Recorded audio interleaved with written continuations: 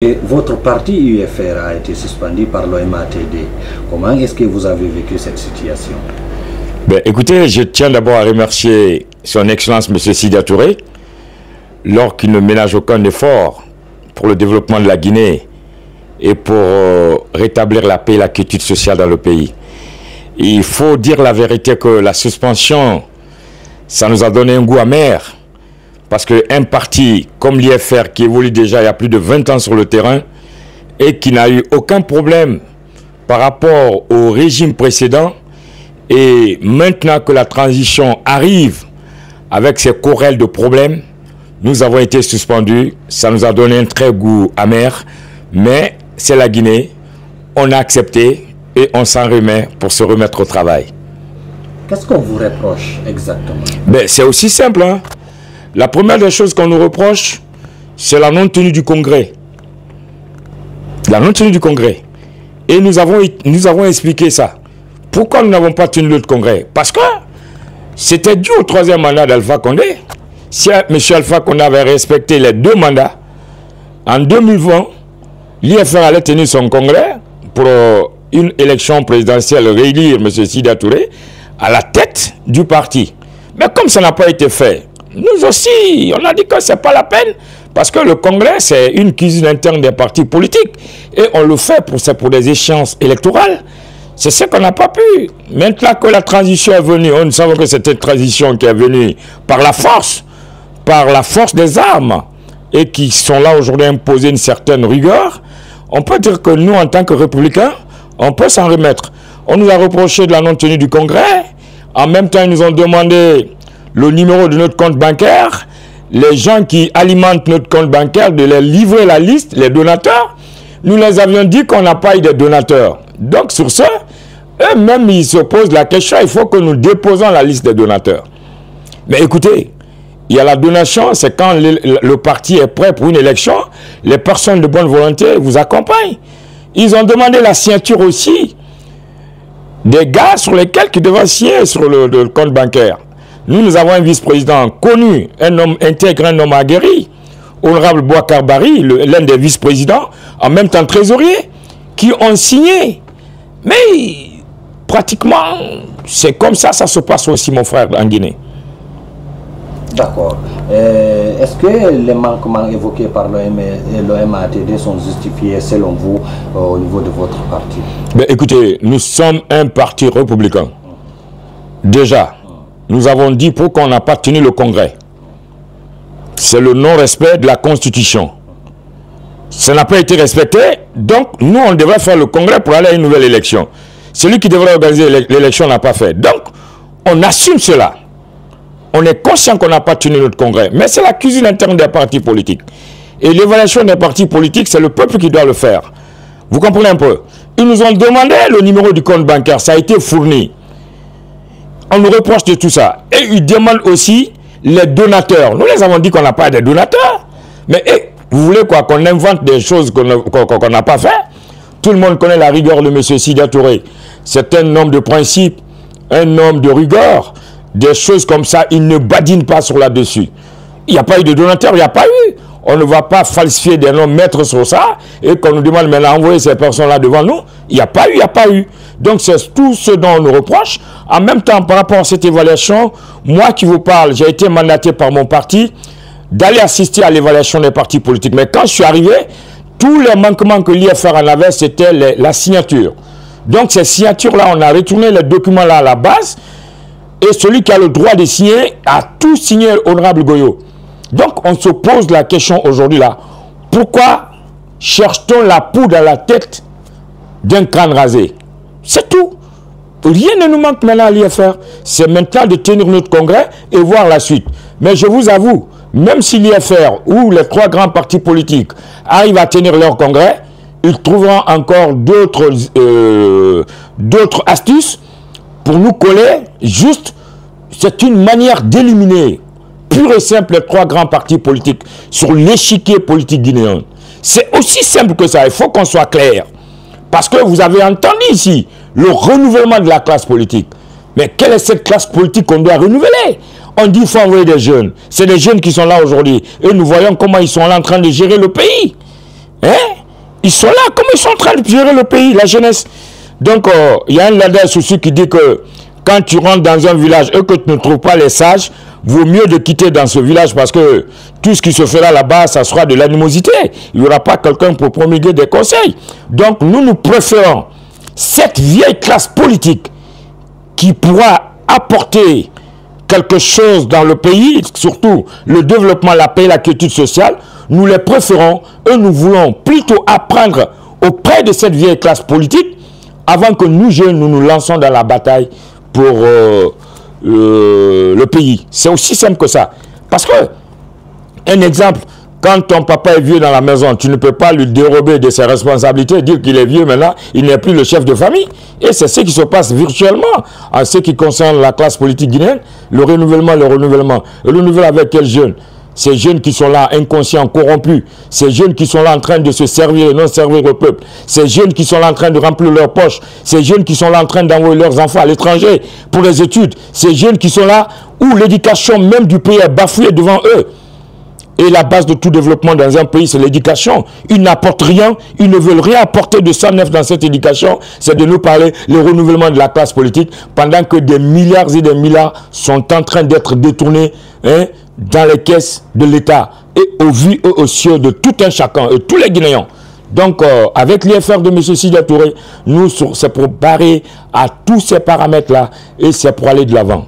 D'accord. Vous parlez de bloquer les trois partis. Vous faites allusion à quel parti, C'est aussi simple, monsieur. C'est l'IFR, l'IFDG et le RPG Arc-en-Ciel. Parce qu'on ne peut pas parler de la politique en Guinée sans parler de ces trois classes politiques majeures. Et c'est ça la représentativité de la politique guinéenne. L'IFDG, l'IFR et le RPG Arc-en-Ciel. C'est connu et c'est vu par tout le monde.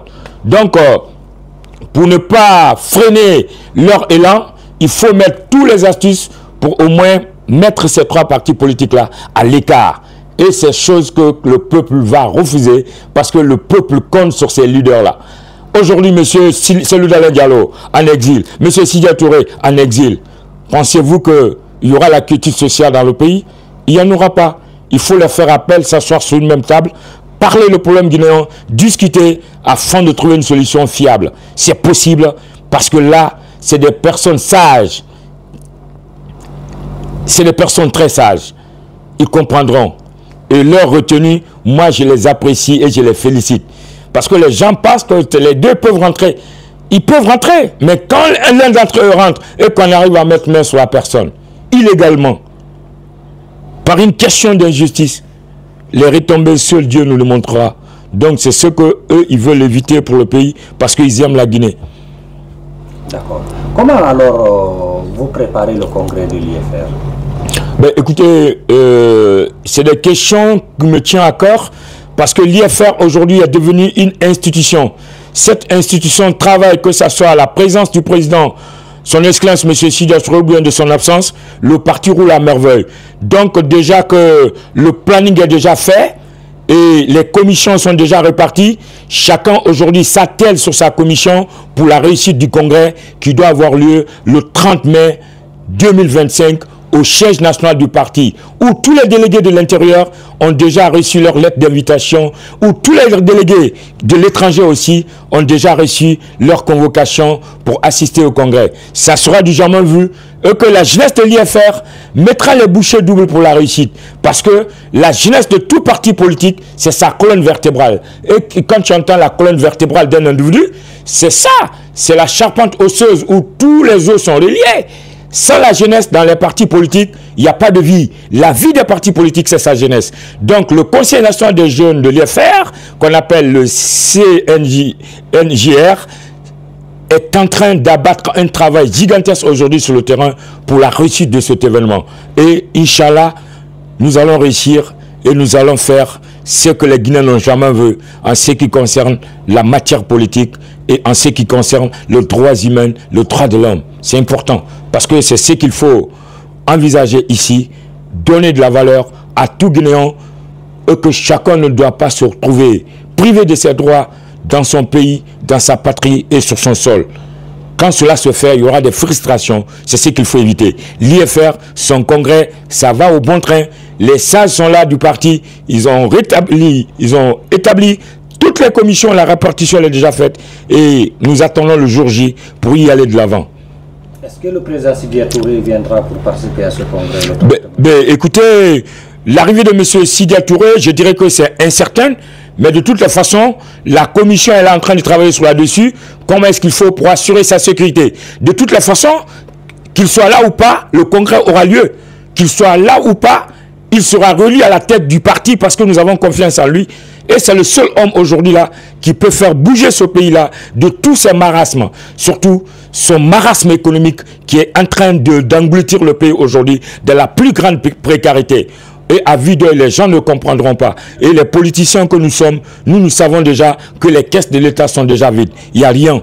Et pour apporter cela, il faut avoir des hommes de confiance, des hommes de relation, des hommes de l'espoir, comme M. Sidya Touré, pour que des investisseurs puissent apporter un coup de main pour le pays, afin de contrôler l'économie et donner le bien-être à tous les Guinéens. Est-ce qu'il y aura d'autres candidats contre M. Sidya Touré lors du congrès, ou bien c'est l'unique candidat que l'IFR porte pour l'élection? Écoutez, il peut y avoir des candidats, mais pour l'instant, c'est l'unique candidat que nous constatons.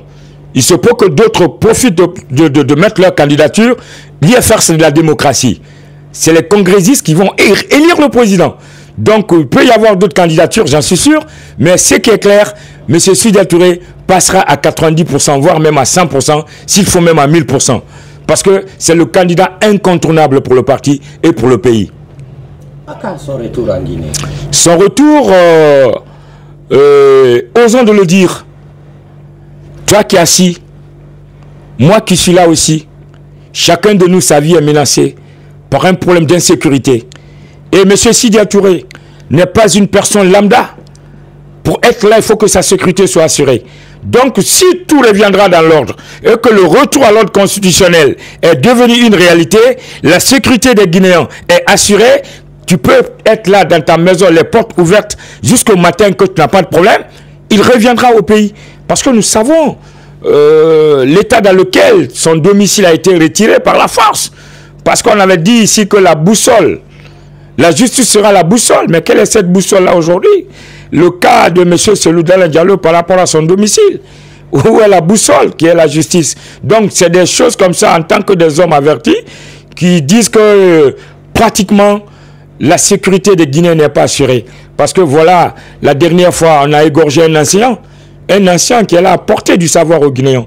Donc pratiquement il faut que la sécurité soit d'abord assurée de tous les Guinéens afin qu'ils puissent retourner au pays. Mais de grâce, il est en train de travailler. Il est en train de mener ses contrats dans les autres pays en tant qu'assistant économique. Il est en train de travailler, booster l'économie des autres pays, faire le bien-être des autres pays. Mais là où il est né, il veut apporter quelque chose. Mais pour l'instant, on attend le verdict final. D'accord. On constate ces derniers temps, il y a des campagnes où on distribue assez d'argent aux dépenses, aux déplacements, un nombre impressionnant de fonctionnaires à l'intérieur du pays pour battre campagne pour le CNRD. Comment est-ce que l'IFR voit cette situation? Écoutez, l'IFR, en tant que parti des technocrates et en sa tête M. Sidya Touré, l'IFR voit ça de mauvais oeil et l'IFR voit ça comme une simple tromperie parce que toutes ces personnes qu'on déplace aujourd'hui là pour l'intérieur, c'est moyennant quelque chose. Ces personnes-là ne vont pas par rapport à leur gré. C'est cautionné par 200 000 francs, 100 000 francs, 300 000 francs, 500 000 francs selon ce qu'on a pris. Les t-shirts qu'on confectionne là, il faut voir un seul t-shirt à combien on achète et à combien la confection. Et pour combien de milliers de personnes. Donc tout cet argent-là avec M. Sidya Touré, c'est pas pour faire des promenades inutiles comme ça, des promenades de santé, c'est d'investir pour l'autosuffisance alimentaire, c'est d'investir dans l'éducation, c'est d'investir dans la sécurité, c'est d'investir dans la santé des Guinéens. Parce que tout ce qui se passe comme ça là, c'est des tôles évidents.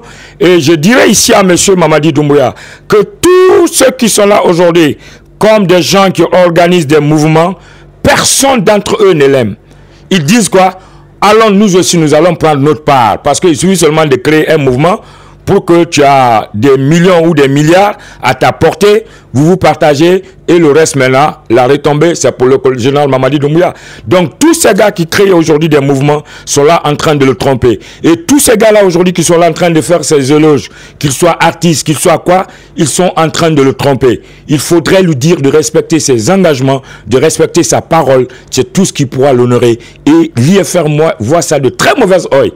Et la preuve, il fut des moments ici où l'administration guinéenne était complètement paralysée.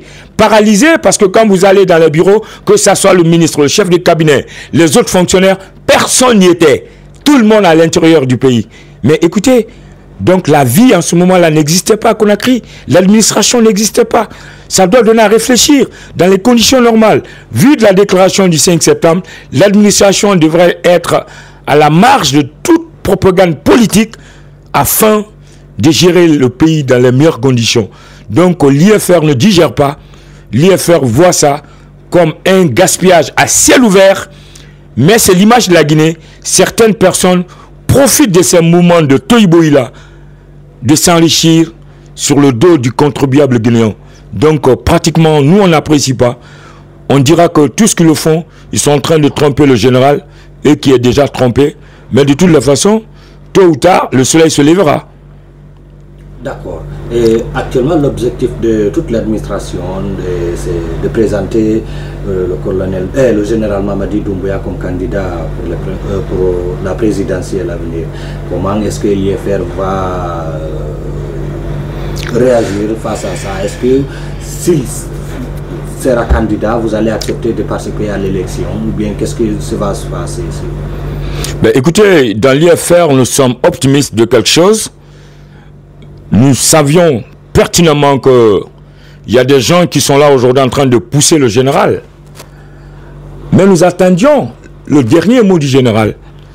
C'est à lui de dire s'il sera candidat ou pas.